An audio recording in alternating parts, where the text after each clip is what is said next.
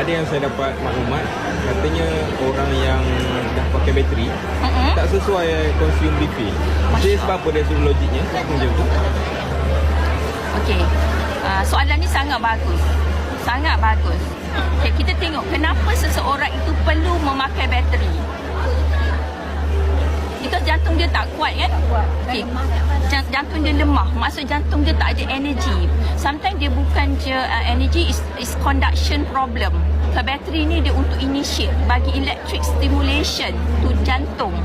So kalau kita tengok asalnya kenapa sampai jantung kita tu perlukan electric stimulation untuk dia start the degupan, the pump kan. Sebab daripada awal kita punya jantung telah mendapat burden yang sangat teruk.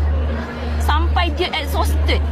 Tak larat dah aku nak pump, tak ada tenaga dah aku nak pump darah tu. Jadi kalau kita ambil B-fil, kalau kita faham kandungan dalam B-fil, one of the content is coenzyme Q10, iaitu bahan yang memberi tenaga kepada jantung kita. So kenapa kita tidak ambil? Dia akan menolong, membantu menguatkan jantung kita untuk berdegup, mengepam. Tidakkah dia jadi double?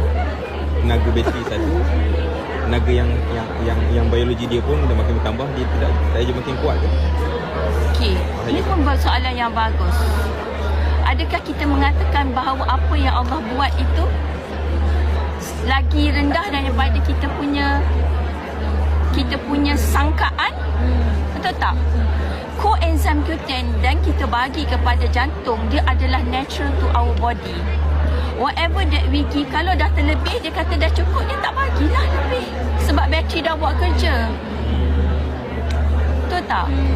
Yes, so whatever dia kata, whatever that you need, you will take and you use. Apa benda yang terlebih, body kata, oh okay, dah cukup, then dia tak guna. Dia guna untuk benda lain. Coenzyme kita is not just for heart. Kan, benda tu natural to our body. Tu tak ada masalah. Saya ada IBO yang on battery, ambil coenzyme Q10, much better. Dan kita tahu juga when you take coenzyme B-fil kan, it's not bukan untuk coenzyme Q10 saja. Dia untuk nitric oxide, untuk blood circulation kan, untuk saluran darah, kesihatan salur darah. Dia buka balik salur darah. Dan orang yang ada masalah bateri, yang ada bateri ni biasanya dia ada juga masalah saluran darah yang tersumbat. Maknanya dia ada coronary artery disease, antioksidan kan. Jadi the benefit is more. Dan kita duk fikir kalau aku ambil ni overdose, because if you take natural thing, you will never be overdose.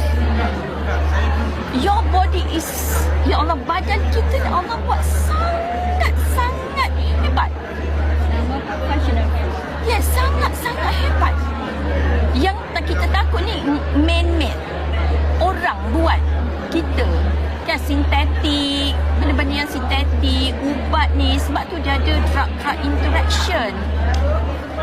Kalau makanan kadang-kadang adalah orang kata sekembung perut lah kan, tapi dia tidak membawa sehingga kemudaratan lah kan. Adalah orang makan tu sebab badan kita, macam contoh kita makan something kembung, tapi mungkin sebab enzim kita tak cukup.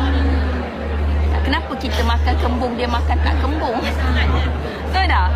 So maksudnya just actually kita kena faham lah bahasa badan kita, understand apa yang berlaku ke badan kita. Sebab Allah jadikan kita ni manusia yang sangat sempurna, yang sangat hebat kan, ciptaan dia yang terbaik di dunia ni. Cuma kita sebenarnya yang banyak merosakkan badan kita dengan makanan-makanan yang kita tak sepatutnya ambil.